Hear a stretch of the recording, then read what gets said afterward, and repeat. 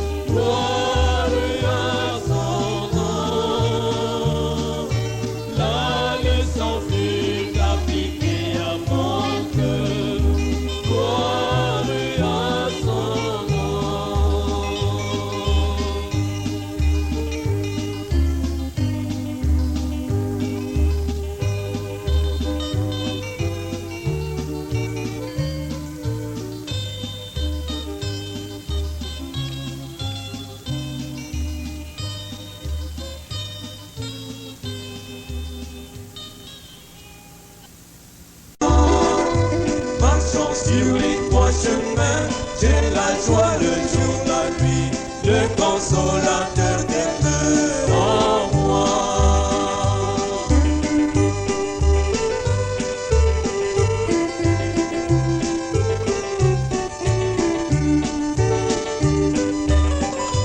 Je vivais dans le péché, n'ayant point de paix en moi, jusqu'au jour où je comprends Jésus mourut. Tombé à ses prier et une douce pleine remplie, le consolateur demeure en moi. Il demeure, il demeure, il demeure, il demeure. Alléluia, il demeure en moi.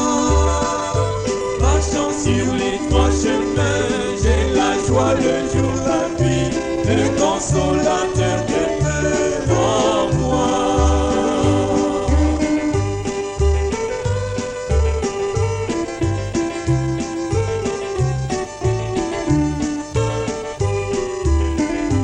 Il est avec moi partout et connaît tous mes soucis. Je suis heureux et libre comme un oiseau.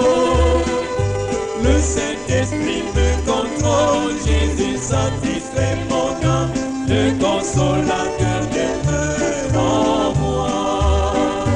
Il demeure, il demeure, il demeure, il demeure. Alléluia, il demeure en moi. Marchant sur les trois chemins, j'ai la joie le jour, la nuit, le consolateur demeure en moi.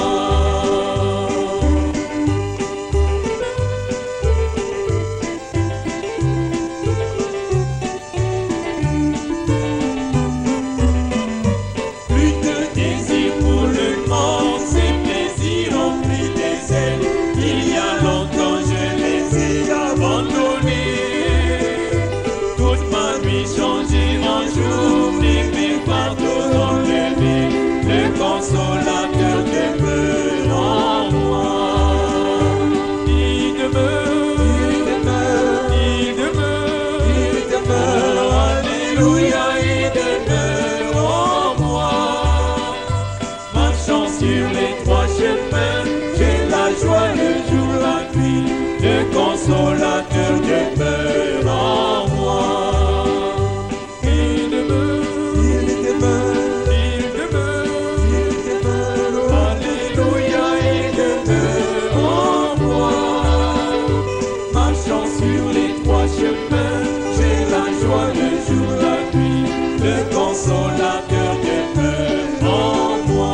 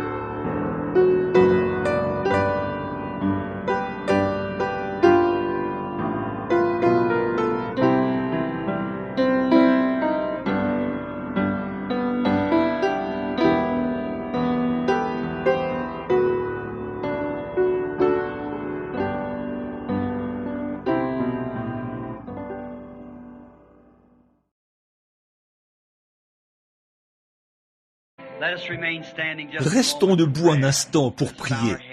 Maintenant, courbons la tête. Notre Père Céleste, nous estimons que c'est un très grand privilège pour nous d'être ici parmi les sauvés et de pouvoir chanter ce vieux et glorieux cantique de l'Église. Seigneur, je crois.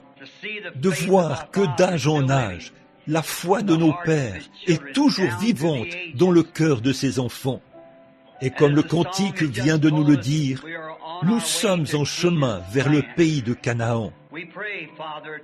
Père, ce soir, nous prions pour que s'il y en a ici qui n'ont pas encore pris cette décision, qui n'en sont pas venus au point où ils peuvent simplement croire la parole, je prie que ce soir, ce soit le soir où ils prendront la décision finale d'accepter Christ comme leur sauveur, afin d'être remplis de son esprit. Nous te remercions pour ce groupe qu'on appelle les hommes d'affaires du plein évangile, pour leur prise de position en faveur de ce qui est juste. Nous sommes heureux de savoir qu'il y a dans notre pays des hommes dans le monde des affaires qui prennent le temps de te servir et de parler aux autres, qui dépensent leur argent et consacrent du temps le long du chemin afin d'aider les autres à devenir citoyens du royaume de Dieu. Nous te remercions pour nos frères ministres qui sont ici ce soir, ceux-là qui tiennent le flambeau pour montrer à ce monde enténébré qu'il y a un chemin qui mène à la gloire. Merci pour chaque membre de l'Église du Dieu vivant. Et pour tous ceux qui sont venus, Seigneur, les nouveaux venus, alors que nous nous proposons d'ouvrir la parole, nous te prions maintenant de la dispenser aux gens selon nos besoins. Et quand le service sera terminé ce soir, et que nous rentrerons à la maison, puisse-t-il y avoir de nouveaux-nés dans le royaume. Ou peut-être y a-t-il des gens ici ce soir, Seigneur, qui sont très malades et qui ont besoin de la touche du grand médecin. Puisse-t-il la recevoir ce soir? Accorde-le, Seigneur, et nous te donnerons humblement la louange, car c'est au nom de Jésus ton Fils que nous le demandons. Amen.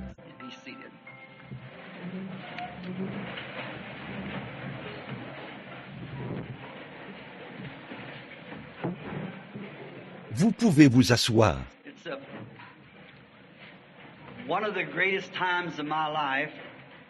Ceci, c'est l'un des plus grands moments de ma vie, quand je me tiens devant des gens pour parler de la joie de ma vie, Jésus-Christ, de ce qu'il représente pour moi, et d'avoir ensuite le privilège de faire part de cette joie à quelqu'un d'autre qui n'a jamais eu cette joie. Je prêchais l'autre jour. Avant, j'étais un jeune prédicateur. Ça fait maintenant 33 ans que je suis dans le ministère. J'ai bénéficié de la réputation d'un jeune prédicateur. Mais maintenant, ce temps-là est révolu pour moi. Et maintenant, je deviens un vieux prédicateur. Mais chaque jour, comme le dit le cantique, il devient chaque jour plus doux encore que le jour précédent. Alors que je suis sur le point puisque j'ai franchi la moitié du chemin et que je regarde vers le coucher du soleil, Christ représente davantage pour moi, jour après jour. Et quand j'ai un privilège comme celui-ci, de me tenir devant les hommes d'affaires et les femmes de différentes communautés, et de leur parler de quelque chose qui compte plus pour eux que n'importe quoi au monde, c'est-à-dire la vie éternelle. Pour moi, il n'y a rien auquel je puisse penser qui soit plus grand que la vie éternelle. Quand on est jeune, on pense en tant que garçon, on joue à la toupie. Et en tant que petite fille, on découpe des poupées en papier.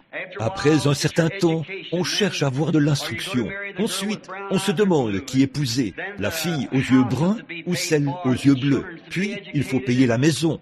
Il faut éduquer les enfants. Alors, où en est-on? Mais je suis si heureux qu'il y ait quelque chose de réel. Une fois que tout cela est terminé, alors vous arrivez à quelque chose qui compte plus que ces autres choses. En fait, ces choses-là comptent. Elles sont essentielles.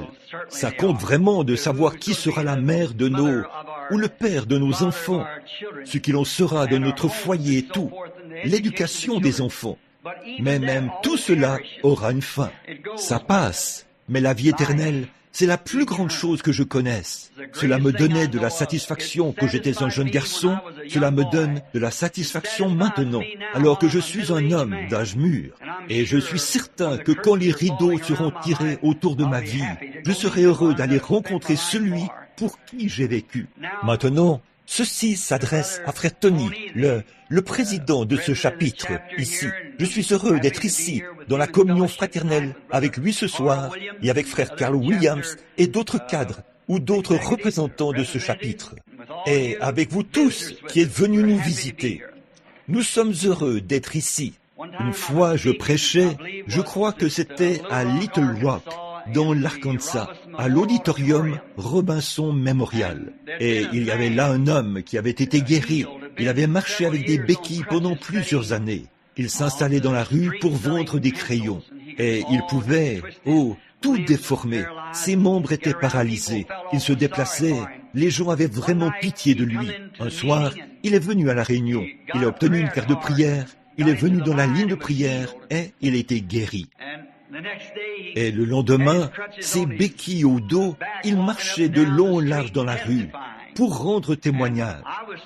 J'essayais de prêcher et au bout d'un moment, il s'est levé et a dit, « Frère Branham, a-t-il dit, je suis un peu perdu. » Il a dit, « Quand je vous ai entendu prêcher, a-t-il dit, je me disais que vous étiez un Nazaréen. » C'est ce qu'il était. Puis il a dit, par la suite, j'ai vu qu'il y avait beaucoup de pentecôtistes dans l'auditoire, a-t-il dit, et quelqu'un a dit que vous étiez pentecôtiste. Puis, je vous ai entendu dire que vous étiez baptiste, ou que vous aviez été ordonné dans l'église baptiste. Il a dit, je suis vraiment confus. Quelle est votre appartenance? J'ai dit, c'est facile. Je suis un baptiste, nazaréen, pentecôtiste. Alors, c'est tout ça mis ensemble. Quand je me suis retrouvé parmi les pentecôtistes, il y a quelques années, c'était dû au fait que le Seigneur m'avait envoyé vers eux, quand il m'a donné le mandat de prier pour ces enfants malades. Et ma propre église dénominationnelle, que je fréquentais à cette époque, ne croyait pas beaucoup à la prière pour les malades, ou à la guérison divine. Cela leur était étranger. Ils m'ont dit que j'étais devenu un exalté. Eh bien, peut-être que je suis devenu un exalté. Je ne sais pas, mais je suis vraiment heureux, peu importe ce que je suis. Quelqu'un a dit que j'avais perdu la tête. J'ai dit, alors laissez-moi tranquille, parce que je suis plus heureux comme ça que comme j'étais avant. Alors je me sens bien comme ça, et c'est une joie ineffable. Mais quand je suis venu parmi les pentecôtistes, je pensais qu'il n'y en avait qu'un seul groupe. Par la suite, j'ai découvert qu'il y avait parmi eux de très nombreux groupes séparés les uns des autres, comme on en voyait dans l'église baptiste d'où je venais. Alors, je ne voulais pas prendre parti pour quelque groupe que ce soit. Je me suis efforcé de me placer entre tous et de leur dire « Nous sommes frères ». Voyez, et c'est cette attitude que j'ai conservée depuis ce temps-là. Voir la grande église du Dieu vivant unie dans la foi, dans la prière et dans l'effort. Et alors, quand les hommes d'affaires du plein évangile ont mis sur pied leur organisme, car ils ne sont pas une organisation, ils sont un organisme, cela a permis d'accepter tous les groupes, et cela m'a donné une tribune, et ils m'ont pris sous leur aile. Et je suis très reconnaissant d'avoir l'occasion de prendre la parole devant les hommes d'affaires chrétiens, parce que là, je peux exprimer ce que je crois à tous les groupes au même moment. Et cela a été quelque chose de grandiose pour moi. Je fais partie d'une seule organisation, les hommes d'affaires du plein évangile. Et pour ce faire, il y a maintenant en Afrique, où nous prévoyons aller d'un moment à l'autre, là-bas en Afrique du Sud, où le Seigneur nous a donné l'une des réunions les plus glorieuses qu'il nous ait jamais données, je pense, là, en Afrique du Sud, où nous avons vu 30 000 purs indigènes recevoir Christ comme leur sauveur en un seul après-midi, lors d'un service. On en avait dénombré 30 000. Le lendemain matin, Sidney Smith, le maire de Durban, qui avait été à cette réunion, m'a téléphoné. Il y avait eu environ 200 000 personnes au stade ou à l'hippodrome. Et il a dit, allez à votre fenêtre et regardez par la fenêtre. Et 7 camions remplis sont passés. Et ces gros camions anglais, qui étaient presque l'équivalent de cette pièce d'un bout à l'autre, étaient remplis de béquilles, de fauteuils roulants, et des choses qui avaient servi de civière aux gens la veille. Et des gens marchaient derrière les camions chantant, les mains en l'air, le cantique que vous avez chanté il y a quelques instants. crois seulement, tout est possible. Et mon cœur, j'ai dit, Seigneur, ce jour sera pour moi un jour mémorable. Et les quelques jours, le jour, j'étais censé y passer 3 jours. Et c'est là-bas que je repars maintenant.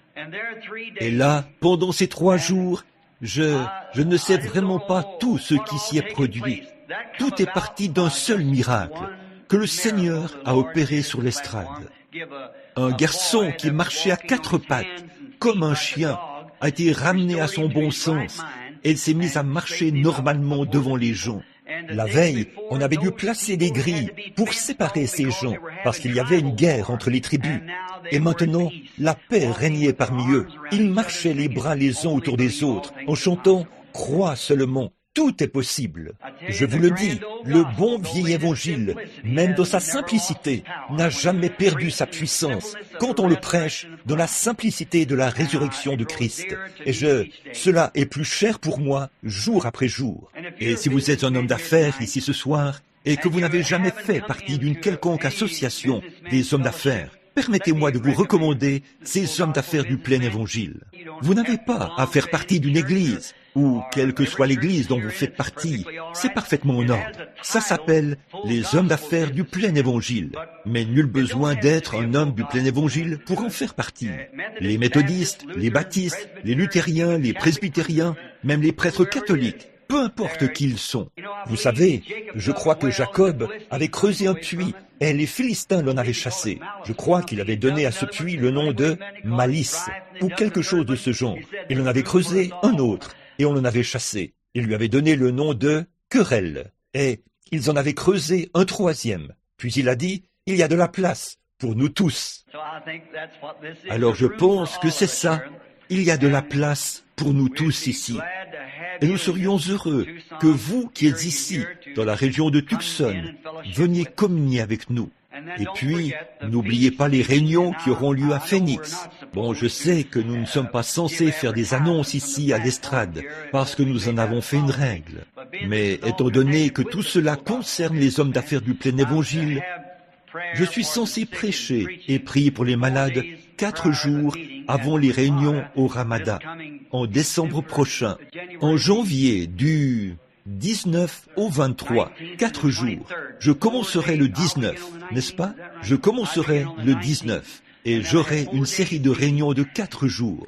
Quant à vous qui êtes de Tucson, dimanche soir prochain, je prierai pour les malades là-bas à l'église des Assemblées de Dieu à Grant Way, chez frère Arnold Mack. Si quelqu'un est malade et qu'il aimerait venir, je serai là-bas pour prêcher, si le Seigneur le veut, dimanche soir prochain, et je prierai pour les malades. Et maintenant, puissent les bénédictions de Dieu reposer sur vous. Si vous avez votre Bible, j'aimerais aborder rapidement la parole, parce que je sais que beaucoup d'entre vous travaillent demain. Je vous parlerai ce soir en m'appuyant sur un passage de l'Écriture que je veux lire dans l'Épître aux Romains. Romains, chapitre 8. Nous voulons commencer au verset 28 et lire jusqu'au verset 32 inclusivement. Romains 8, 28. Nous savons du reste que toutes choses concourent au bien de ceux qui aiment Dieu, de ceux qui sont appelés selon son dessein. Car ceux qu'il a connus d'avance, il les a aussi prédestinés à être semblables à l'image de son Fils, afin que son Fils fût le premier-né entre plusieurs frères. Et ceux qu'il a prédestinés, il les a aussi appelés. Et ceux qu'il a appelés, il les a aussi justifiés. Et à ceux qu'il a justifiés, il les a aussi glorifiés. Que dirons-nous donc à l'égard de ces choses? Si Dieu est pour nous, qui sera contre nous? Lui qui n'a point épargné son propre Fils, mais qui l'a livré pour nous tous, comment ne nous donnera-t-il pas aussi toutes choses avec lui? Que le Seigneur ajoute ses bénédictions à la lecture de sa parole. Maintenant, le sujet dont je veux parler ce soir, c'est le pardon. La Bible dit ici ce soir qu'il nous a donné toutes choses. Eh bien, nous ne pourrions certainement pas parler de toutes choses, mais nous prendrons une chose qu'il nous a donnée, en l'occurrence, le pardon. Et je pense que c'est un mot glorieux, être pardonné. Parce que nous sommes tous coupables de péché. Nous avons tous péché et sommes privés de la gloire de Dieu. Et Dieu, par son Fils, nous a pardonné cette culpabilité de nos iniquités et de nos péchés. Et le pardon me rappelle une histoire que j'ai lue une fois, quelque chose qui s'est passé pendant la guerre d'indépendance, je crois. Il y était question d'un homme, un soldat, un fantassin, qui avait fait quelque chose qui était... Le tribunal l'avait reconnu coupable et condamné à être fusillé. Je crois qu'il avait déserté son poste au moment du combat. Et il allait être tué par un peloton d'exécution. Et un homme l'a tellement pris en pitié qu'il a fini par se frayer un chemin jusqu'au grand président Lincoln. Lincoln, qui était un chrétien, un homme formidable. On dit qu'il se trouvait dans son carrosse quand le messager l'a rencontré. Cet homme est tombé sur ses genoux et a dit « Monsieur Lincoln, président des États-Unis, cher monsieur,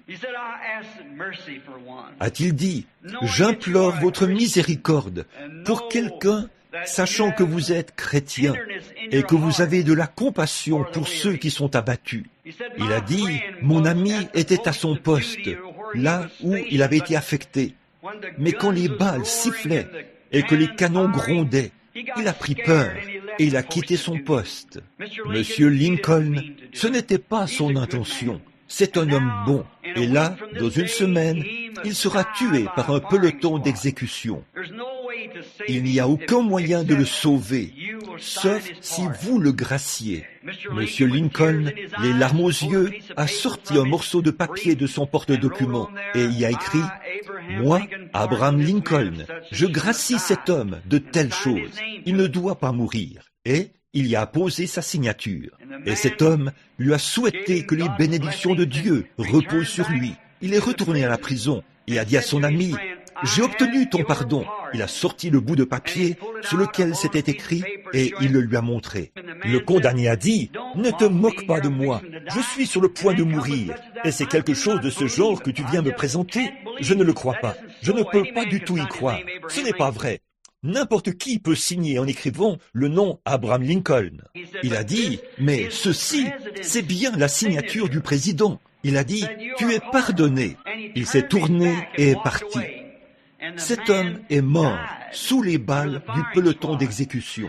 Et pourtant, voici une libération ordonnée par Abraham Lincoln, le président des États-Unis, pour la remise en liberté de cet homme. Mais il a été fusillé.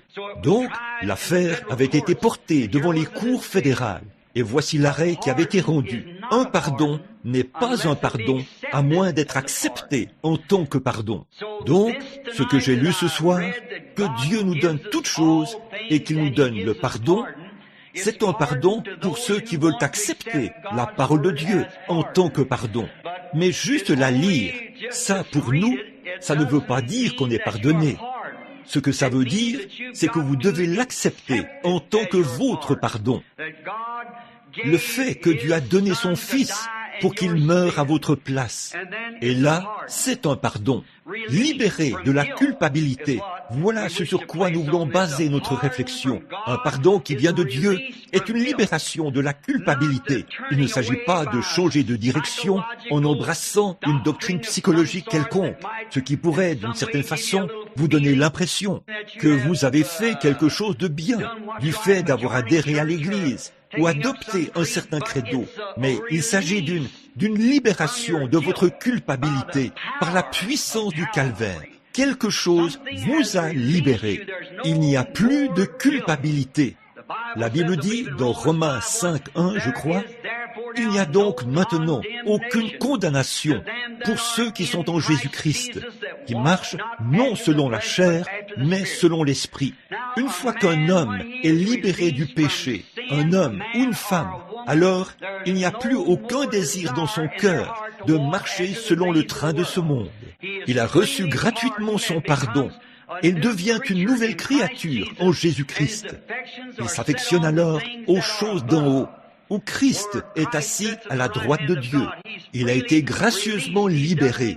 Il n'a pas besoin qu'un prêtre le lui dise ou qu'un ministre le lui dise. Il sait lui-même qu'il a reçu son pardon parce qu'il l'a accepté en ayant recours au moyen par lequel Dieu le lui a envoyé, Jésus-Christ. Quel bien cela fait d'être libéré du péché. On m'a raconté que lorsque la proclamation d'émancipation avait été signée en faveur des esclaves du Sud, il y a bien des années, le moment qui avait été fixé pour leur affranchissement était le lever du soleil d'un certain matin. Ils étaient tous sortis des plantations et beaucoup de jeunes hommes sont montés jusqu'au sommet de la montagne parce que là, ils seraient les premiers à voir le lever du soleil. Et les hommes plus âgés se trouvaient un peu plus bas, et les femmes et les enfants au pied de la montagne. Et bien longtemps avant l'aube, ils attendaient. En effet, les coups de fouet de l'esclavage et les dures épreuves avaient rempli leur vie de tristesse. Alors, ils attendaient avec impatience ce jour où ils allaient être graciés. Voici ce que déclarait la proclamation d'émancipation. À partir de tel jour, au lever du soleil, ils seront affranchis. Ils désiraient ardemment voir cette heure où le soleil se lèverait. Ils avaient tellement hâte qu'ils avaient gravi les montagnes. Oh, si seulement les pécheurs ce soir pouvaient désirer vivement savoir qu'ils sont pardonnés. Vous êtes pardonnés à l'instant même où vous acceptez Jésus-Christ comme votre Sauveur. C'est alors que vous êtes pardonnés. On dit que les jeunes hommes étaient là à attendre. Et dès que le soleil a commencé à briller à l'est, ils ont poussé des cris en direction des plus âgés. « Nous sommes affranchis !» Et à leur tour, les plus âgés ont poussé des cris en direction des femmes et des enfants. « Nous sommes affranchis ! Nous sommes affranchis !» Parce que le soleil s'était levé. Oh, alors que l'homme s'était entièrement livré au péché, quand le Fils de Dieu est sorti de la tombe ce matin-là pour notre justification, je pense qu'un cri a dû se faire entendre dans toutes les nations. Nous sommes affranchis du péché et de la honte. Nous avons reçu gratuitement son pardon par les liens du calvaire. Rien de plus grand ne pouvait être donné à la race humaine. Quand l'homme a péché dans le jardin d'Éden, il a franchi un grand abîme et s'est séparé de l'Éternel. En ce temps-là, l'homme était éternel avec Dieu. Il ne connaissait ni la maladie, ni le chagrin, ni la mort. L'homme n'a pas été fait pour mourir. L'enfer n'a pas été fait pour l'homme. L'enfer a été créé pour le diable et ses anges, et non pour l'humanité. En effet, les hommes ont été créés sur la terre pour être des fils et des filles de Dieu. Mais quand l'homme a péché et qu'il a franchi la ligne de démarcation entre le bien et le mal, il s'est séparé de Dieu sans aucun moyen pour lui de revenir. Il était totalement perdu. Il ne pouvait pas revenir parce qu'il avait péché. Mais Dieu, qui est riche en miséricorde, a accepté un substitut, car il avait dit, « Le jour où tu en mangeras, ce jour-là, tu mourras. » Et la justice et la sainteté de Dieu exigent la mort, parce que c'est sa parole. Il doit tenir sa parole pour être Dieu. Ainsi donc, malgré l'amour qu'il avait pour la race humaine, il a dû les regarder se séparer de lui, de la communion qu'il avait avec ses enfants dans le jardin d'Éden. Et tout ce temps, il a dû vivre dans cet état de chagrin, parce que sa parole dit, « Le jour où tu en mangeras, ce jour-là, tu mourras. » Alors, nous pouvons nous appuyer sur le fait que tout ce que Dieu dit est vrai. Cela doit s'accomplir. Dieu ne peut pas revenir sur sa parole, vous voyez, parce qu'il est infini, il est éternel. Et sa première décision est une décision perpétuelle. Il n'a pas à revenir là-dessus parce qu'il a augmenté son savoir à ce sujet. Il est infini dès le départ. Par conséquent, quand Dieu dit quelque chose, c'est parfaitement ce qu'il en est. Ça ne peut jamais être changé, parce que c'est la décision parfaite. Et alors, la manière dont Dieu agit sur les sujets qui acceptent sa décision sera pour toujours la manière dont il agira sur tous les autres sujets qui accepteront sa décision de cette manière-là. Par conséquent, s'il a pourvu d'un moyen pour que l'homme soit sauvé, le premier moyen qu'il aura pourvu restera à jamais le même. Et si Dieu a promis au malade qu'il sera guéri à condition d'avoir la foi pour y croire, ça restera à jamais ainsi. Il ne peut pas revenir là-dessus. Voyez, il doit toujours rester le même. Eh bien, au Jardin d'Éden, Dieu a accepté un substitut pour l'homme, au moyen d'un sacrifice sanglant. Il fallait que ce soit du sang pour payer le prix. Et il en a toujours été ainsi. Aucun autre moyen, ou quoi que ce soit d'autre, ne l'a jamais remplacé. C'était du sang. Le seul moyen pour Dieu de recevoir de nouveau ses enfants, c'est par ce substitut de sang. Aucun autre prix ne peut être payé. Rien d'autre ne fera l'affaire. La première décision de Dieu est toujours parfaite et elle est éternelle. Et nous savons que c'est vrai parce que Dieu ne peut pas mentir et il ne peut pas revenir sur sa parole. Depuis ce moment-là, c'est le seul moyen et le seul lieu où Dieu entre en communion avec l'homme. Bon, le sujet c'était, le mot « mort » veut dire la séparation. Quand nous mourons de ce côté-ci, ça ne veut pas dire, notre mort physique ne veut pas dire que nous sommes morts. Jésus a dit, « Celui qui croit en moi vivra, quand même il serait mort. Quiconque vit et croit en moi ne mourra jamais. » Or, cette mort dont il est question ici, c'est la séparation d'avec la présence de Dieu. Mais la mort physique que nous devons connaître ici, ce n'est toutefois pas la mort. Nous sommes encore dans la présence de Dieu. Nous passons de cet endroit-ci à un endroit plus proche de lui, dans sa présence. Ce que nous appelons la mort, ce n'est pas la mort telle que nous l'appelons ici. Souvenez-vous, il a dit au sujet de la jeune fille qui était morte, la fille de Jairus. Elle n'est pas morte, mais elle dort. Et ils se sont moqués de lui, parce que pour eux, elle était morte. C'était leur langage à eux, elle est morte. Mais Jésus a dit, elle dort. Il est allé la réveiller, et elle est revenue à la vie. Eh bien, depuis Adam jusqu'à ce jour, l'homme essaie de fabriquer son propre substitut. Il fait tout son possible pour produire quelque chose d'un peu mieux que ce que Dieu avait fait en ce temps-là. Et c'est simplement naturel chez l'homme. L'homme cherche toujours à améliorer quelque chose, à le faire autrement. Il veut injecter ses propres idées dans le plan de Dieu. Et c'est pour ça que nous sommes séparés ce soir, nous, les chrétiens du monde, par des barrières dénominationnelles. Nous, cela se produit parce que l'homme a injecté sa propre idée dans le plan de Dieu. Depuis Adam jusqu'à ce jour, comme je l'ai dit, il en a été ainsi. Dans le Jardin d'Éden, Adam a exprimé la pensée de l'homme quand il s'est fait une ceinture de feuilles de figuier pour se tenir devant Dieu. C'est quelque chose qu'il a fabriqué lui-même.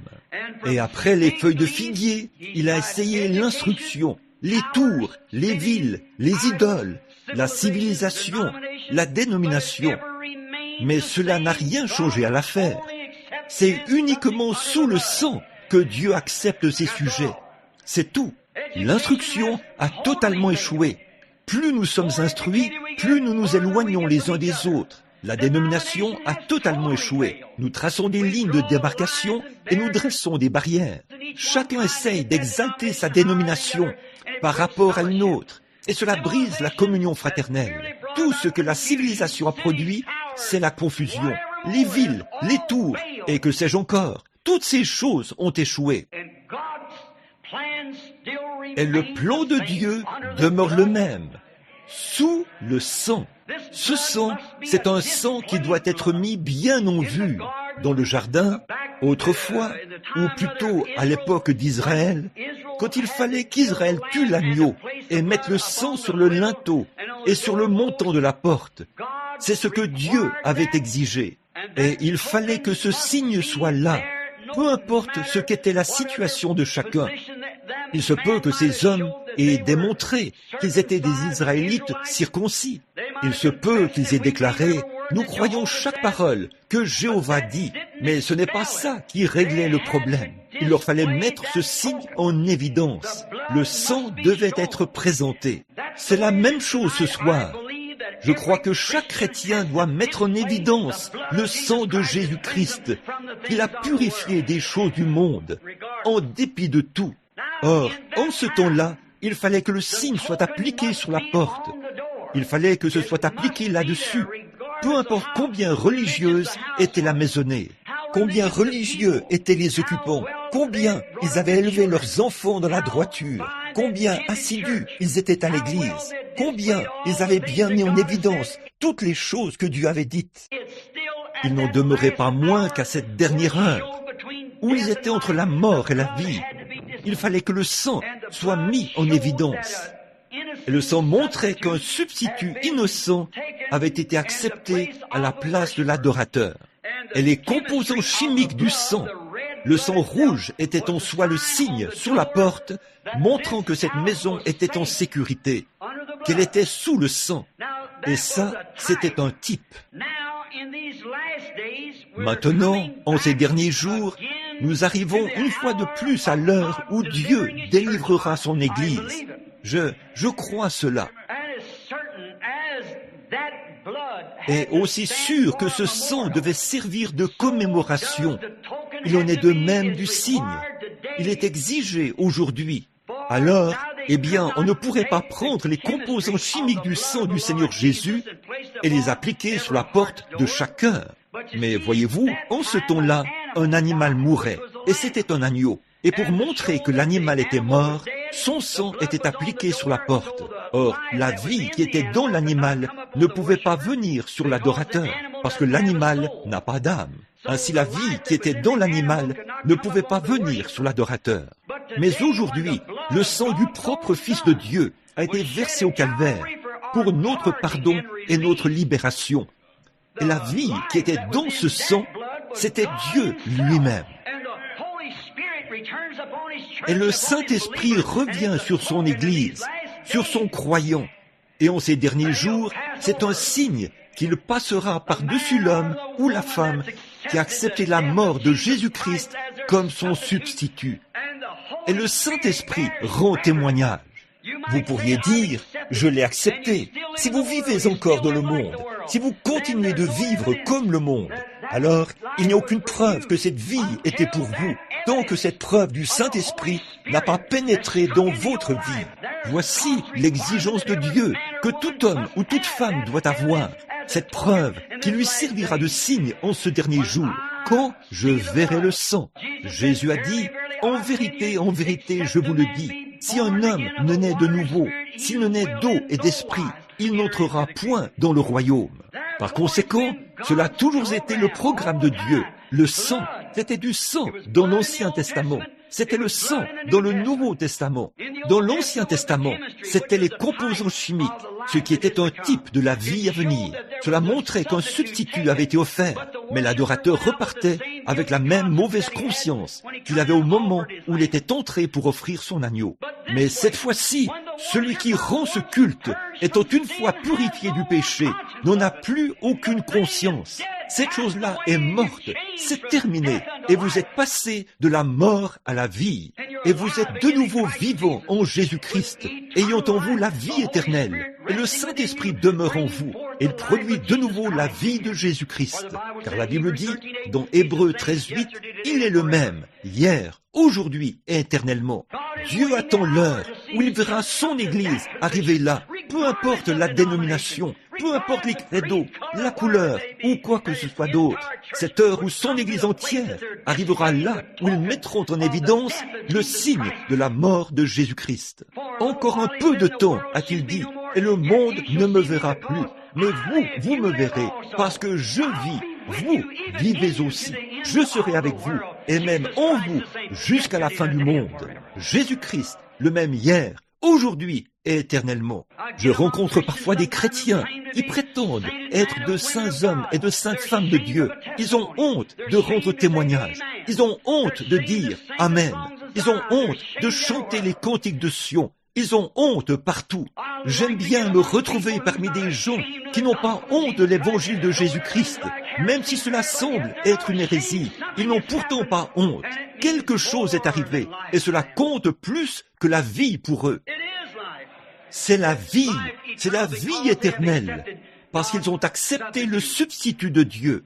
J'aime ce genre de chant. Bon, j'étais là, en arrière, à prier pour certaines personnes qu'on avait amenées il y a quelques instants. Ce service n'est pas un service de prière, c'est juste pour la prédication.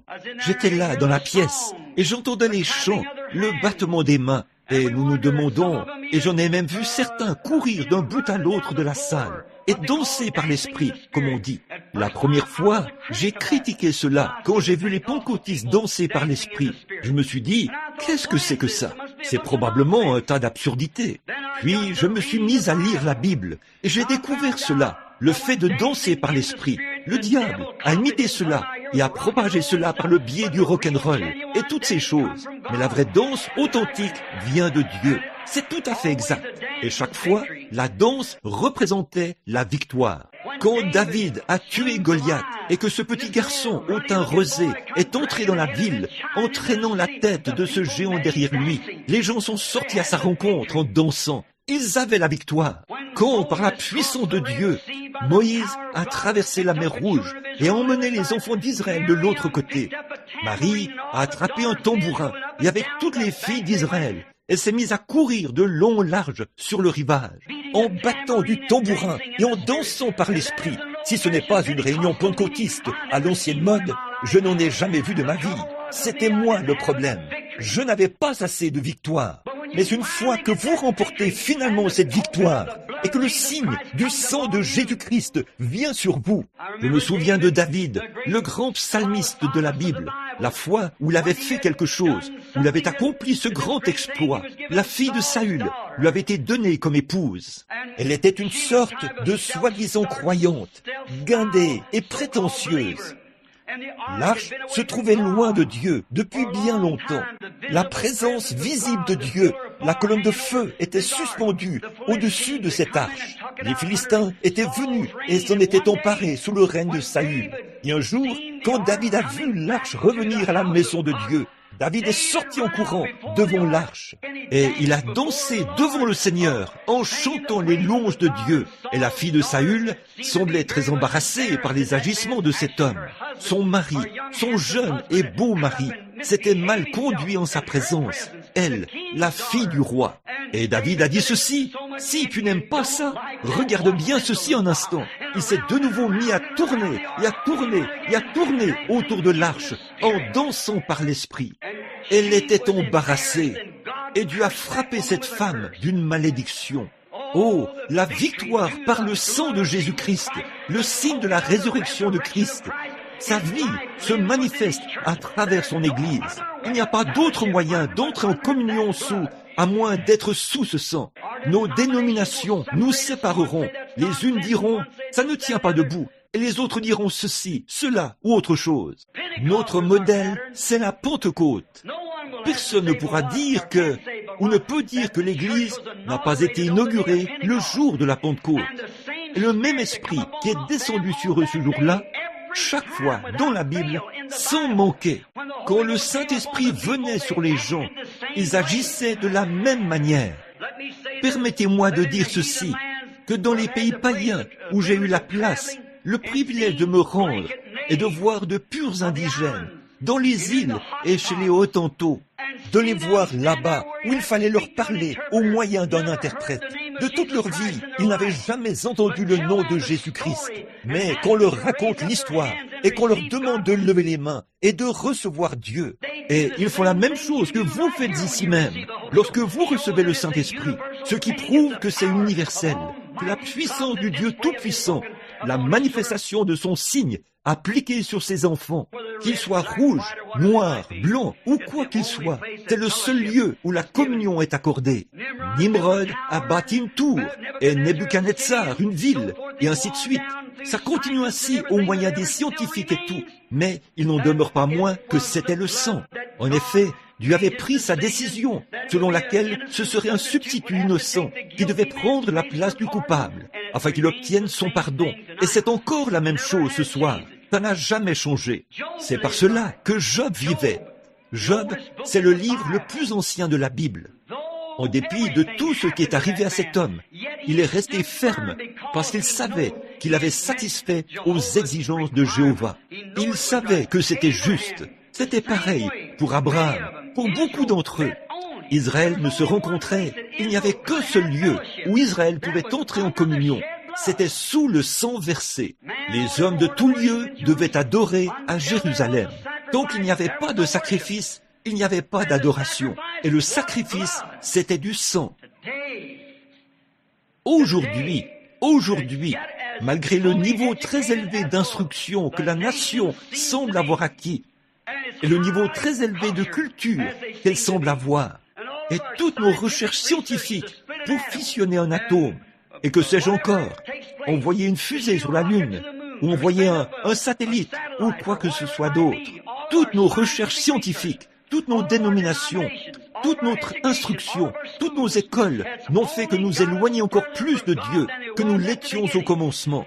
Ce qu'il faut, c'est d'abandonner notre cœur à la puissance du Dieu Tout-Puissant par sa volonté. Et comme signe, le Saint-Esprit viendra sur cette personne. Voici les miracles qui accompagneront ceux qui auront cru. Ça demeure à jamais pareil. C'est ce que Christ a dit. Allez par tout le monde et prêchez la bonne nouvelle à toute la création. Celui qui croira et qui sera baptisé sera sauvé. Celui qui ne croira pas sera condamné. Et voici les miracles qui accompagneront ceux qui auront cru.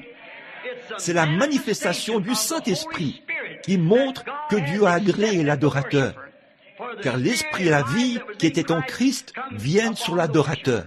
Pouvez-vous imaginer un Juif d'autrefois, sous le sang versé? Le voici qui avance sur la route. C'est le jour de l'expiation. Il est en chemin pour aller offrir un sacrifice. Il a un beau taureau bien gras. C'est ce que Jéhovah exige. Ou disons qu'il a peut-être un agneau, un bel agneau bien gras. Le sacrificateur devra examiner cet agneau pour voir s'il a un défaut. Puis il arrive au lieu d'adoration. Il prend conscience qu'il est un pécheur. Il a commis le mal. Alors il pose ses mains sur ce sacrifice. Par le fait de poser les mains sur le sacrifice, il s'identifie à son sacrifice. Et alors, pendant qu'on tranche la gorge de l'animal, ou qu'on lui ôte la vie, ses mains sont posées sur lui alors qu'on lui ôte la vie. Et il ressent les douleurs de cet animal qui se meurt. Et son sang gicle sur ses mains. Il est conscient que cet animal est en train de mourir à sa place. À ce moment-là, il repart étant justifié, parce qu'il a fait exactement ce que Jéhovah avait exigé de lui. Et c'est la même chose pour les chrétiens aujourd'hui. Il ne s'agit pas de signer une carte pour dire que vous viendrez à l'école du dimanche tant de jours ou tant de dimanches par année. Il ne s'agit pas de prendre l'engagement d'arrêter de boire pendant 6 mois.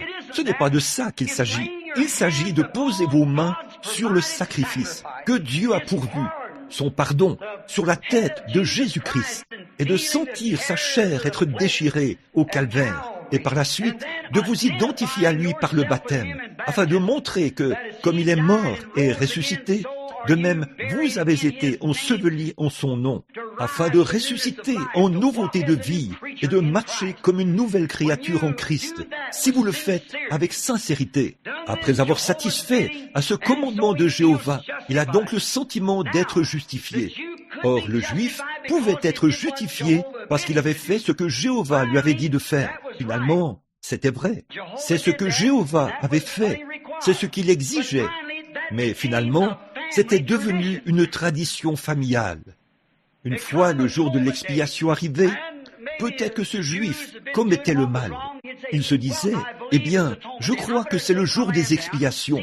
Je ferais mieux d'y amener mon agneau. » Vous voyez, c'était devenu une tradition familiale. Ils n'y allaient pas avec sincérité. Ils observaient cela simplement parce que les autres familles le faisaient aussi. C'est tout simplement ce que nous devrions faire. Comme toutes les familles le font, nous devrions le faire aussi. Et c'est exactement là que notre christianisme en est arrivé. C'est exactement là que nos mouvements pentecôtistes sont en train de se diriger. c'est une tradition familiale. Voyez, nous ne nous identifions pas à notre sacrifice. Nous ne montrons pas que nous sommes morts avec notre sacrifice. Nous disons, oh, nous sommes chrétiens parce que je suis allé adhérer à l'église. Adhérer à une église, c'est bien, mais tant que vous ne vous êtes pas identifié, tant que vous ne posez pas les mains sur lui, et que vous et lui devenez un, au point où l'Esprit de Christ est en vous, et vous en Christ, au point où vous devenez un fils et une fille de Dieu. Là, il semble qu'il n'y a pas la sincérité que l'on devrait avoir. Ça devient un rituel. C'est exactement la même chose que maintenant. Devenir chrétien n'est qu'un rituel pour les gens. Il y a quelque temps, j'ai demandé à une jeune femme dans la ligne de prière, « Êtes-vous chrétienne ?» Elle a dit, « Eh bien, sachez que je suis une Américaine. » Comme si ça avait quelque chose à voir avec ça. Un Américain, c'est formidable d'être un Américain, mais ça ne veut pas dire que vous êtes chrétien. Il vous faut naître de nouveau. À une autre femme, j'ai demandé, « Êtes-vous chrétienne ?» Eh bien, elle était tellement contrariée qu'elle a dit, « Sachez que je fais brûler un cierge tous les soirs. » Comme si ça avait quelque chose à voir avec ça. Il vous faut vous identifier à Christ, et sa vie doit se manifester en vous. C'est là que vous êtes identifié à Christ. Quand Christ vit en vous, il ne s'agit pas d'un rituel, il ne s'agit pas d'être membre d'église. Tout ça, c'est bien, mais voyez-vous, la vraie sincérité, quand c'est le moment des services de guérison, vous remarquerez que lors du discernement, dans la ligne de prière, c'est toujours « dis aux gens de se repentir ». Voyez, voilà, c'est au point où nos prières sont devenues une tradition. Nous nous agenouillons le soir et disons « Seigneur, bénis un tel, et bénis un tel, et fais ceci, et aide Jean à faire ceci. » Vous faites de Dieu une mascotte, ou vous faites de lui une sorte de garçon de course. Dieu, fais ceci, et tu feras ceci, et tu feras ceci. Ce n'est pas comme ça que Jésus nous a dit de prier. Il a dit de prier comme ceci. Notre Père qui es aux cieux, que ton nom soit sanctifié, que ton règne vienne, que ta volonté soit faite sur la terre comme au ciel. Mais nous essayons de donner des ordres à Dieu, de lui dire ce qu'il doit faire pour nous. Et c'est pour ça que l'Église se refroidit. Voilà pourquoi le grand réveil qui vient de se produire dans le pays a fait entrer des millions de gens dans l'Église. C'est ça. Ils en sont au point où ils utilisent ces expériences et tout comme une tradition. Au lieu d'avoir une tristesse selon Dieu et de laisser le Saint-Esprit faire en vous l'œuvre de sa fonction et créer en vous une nouvelle vie et vous donner tellement faim d'aller à l'Église que vous ne pourrez pas rester loin de l'Église. Alors, voilà ce qu'il en est. Il ne s'agit pas de signer des billets ou d'adhérer et tout. Il s'agit d'avoir en vous la vie de Christ qui vous donne l'ardent désir d'y aller. Il y a quelque chose en vous qui vous pousse à y aller.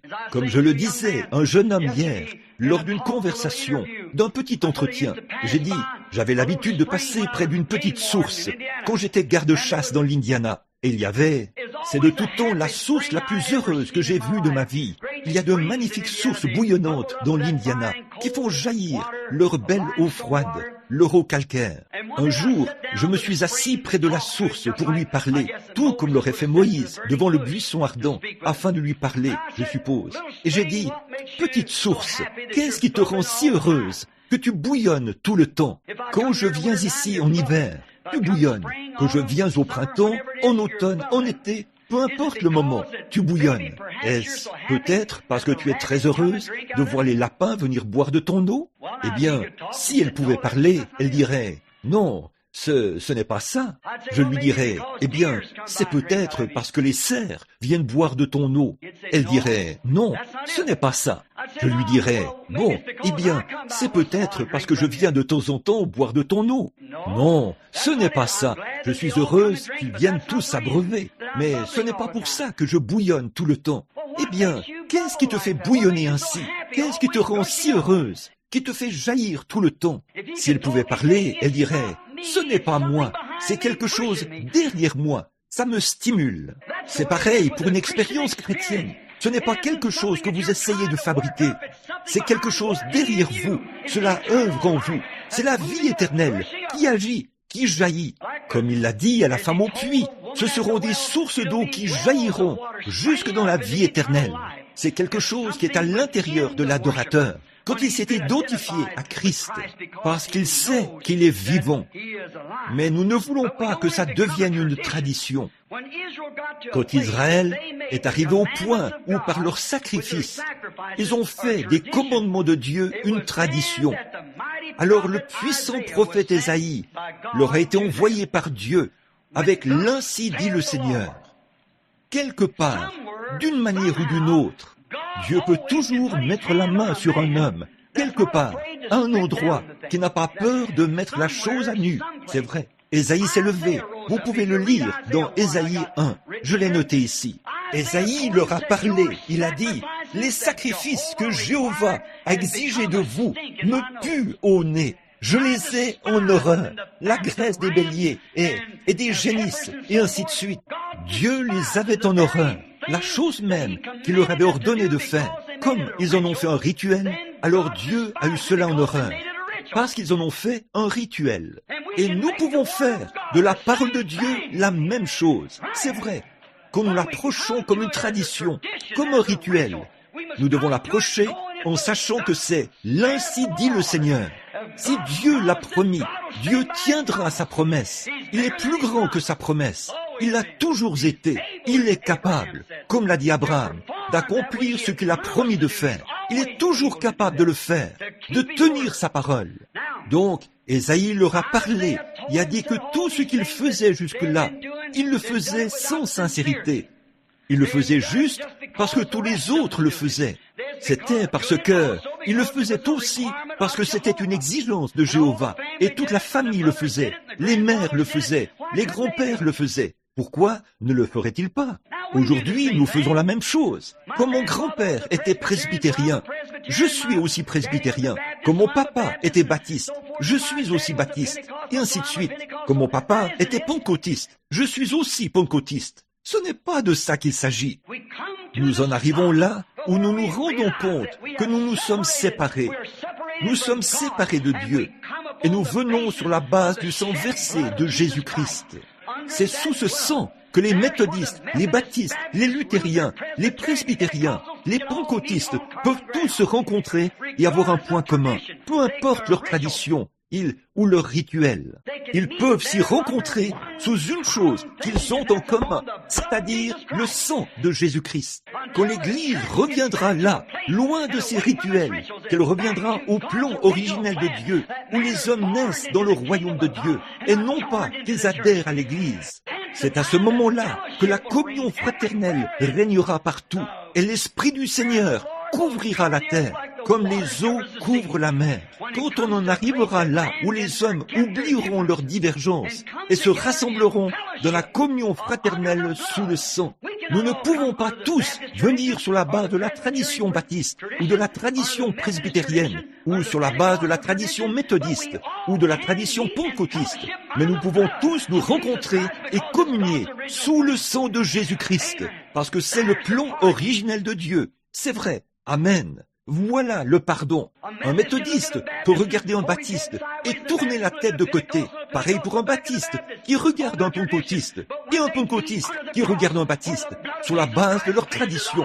Mais quand ils se rencontrent sous la croix où le sang de Jésus-Christ purifie tous les hommes du péché, il est une nouvelle créature en Jésus-Christ. C'est un frère, peu importe la marque qu'il porte, c'est un frère. En effet, voilà le terrain sur lequel nous pouvons tous nous rencontrer. Voilà la manière de Dieu de le faire. Ces autres choses sont des credos faits de main d'homme que l'on a injectés dans ceci. Mais le plan originel de Dieu pour le pardon, c'est d'être sous le sang de Jésus-Christ. Voilà le plan de Dieu pour le faire. Oui, face aux traditions de cette époque-là, le grand prophète s'est écrié et a dit « Vos traditions sont impuissantes, elles me répugnent, n'ayez aucune foi en elles. » Les gens offraient ces offrandes sans même avoir foi en ce qu'ils faisaient. Maintenant, posons-nous simplement la question, n'est-ce pas semblable à aujourd'hui? Ça nous coûte terriblement de dire ça, mais nous devons regarder les choses en face à un moment donné. Il y a quelque chose qui cloche quelque part. Eh bien, cette Église devrait être beaucoup plus avancée qu'elle ne l'est maintenant. Jésus attend que son Église soit prête. Son épouse s'est préparée. Nous avons le potentiel. Le Saint-Esprit est ici. Dieu est ici. avec la puissance de guérir les malades, la puissance de faire toutes les choses que Christ a faites. J'ai personnellement vu le Saint-Esprit le démontrer. Donc, le potentiel est là. Ce que Dieu attend de nous, c'est que nous abandonnions nos traditions et que nous revenions sous le sang de son Fils, Jésus-Christ, pour devenir l'Église du Dieu vivant, les méthodistes, les baptistes, les luthériens, les presbytériens, et que sais-je encore. Que celui qui veut vienne prendre des eaux de la vie gratuitement. Je le crois de tout mon être.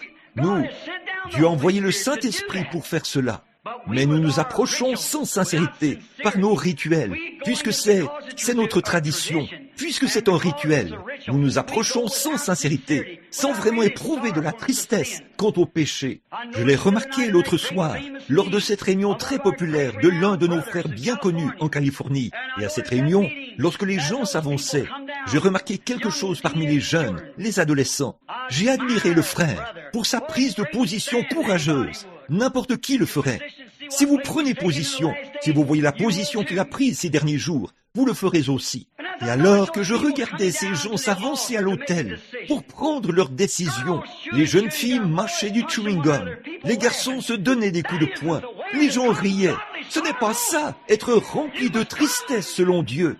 Vous devez vous approcher avec conviction. Oh Dieu, envoie-nous un réveil pentecôtiste à l'ancienne mode, un réveil du Saint-Esprit qui mettra à nu le péché et amènera les hommes et les femmes à se sentir repris dans leur conscience. Il ne s'agit pas de dire « je vais retourner à l'église et renouveler mon engagement à la communion fraternelle. Je vais signer une carte. » C'est très bien, mais si vous devenez membre des francs-maçons, des Odd Fellows et tout le reste, vous aurez les mêmes résultats. Mais quand vous vous approchez au moyen de l'expiation de Dieu, qui procure le pardon par le sang de Jésus-Christ, vous devez être sincère avec vous-même. Dieu exige la sincérité. Si cela lui a coûté un si grand prix, au point qu'il a dû donner son Fils unique, comment allons-nous nous en tirer en faisant une petite rigolade, en venant adhérer à l'Église, en signant une carte d'engagement qu'on donne à l'Église, et que sais-je encore? Ça, ce n'est pas l'exigence de Dieu. Celui qui va semer avec larmes reviendra certainement avec allégresse quand il portera de précieuses gerbes. Il nous faut des gens qui portent des gerbes.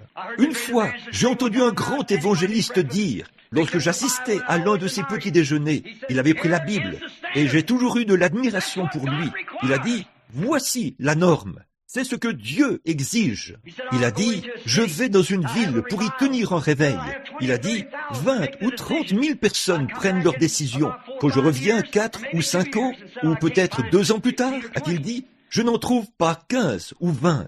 Il a dit, Paul est allé dans une ville et il a eu un seul converti. Quand il est revenu l'année suivante, il y en avait 30 ou 40 qui s'étaient convertis par l'entremise de celui-là. Puis il a dit, c'est à cause des prédicateurs paresseux qui restent les pieds croisés sur leur bureau et qui ne sortent pas pour rencontrer les gens. J'admire le courage qu'il a eu de reprendre sévèrement ses frères et tout, par rapport à ses convictions. Mais j'aimerais lui poser cette question. Quel prédicateur avait parlé à celui-là que Paul avait converti, alors qu'il n'avait pas d'église où aller? Qu'est-ce qui lui était arrivé? Paul l'avait fait passer d'une tradition ou du fait de signer une carte au baptême du Saint-Esprit, là où son âme brûlait d'ardeur pour Dieu. Il fallait qu'il rende témoignage et dise des choses.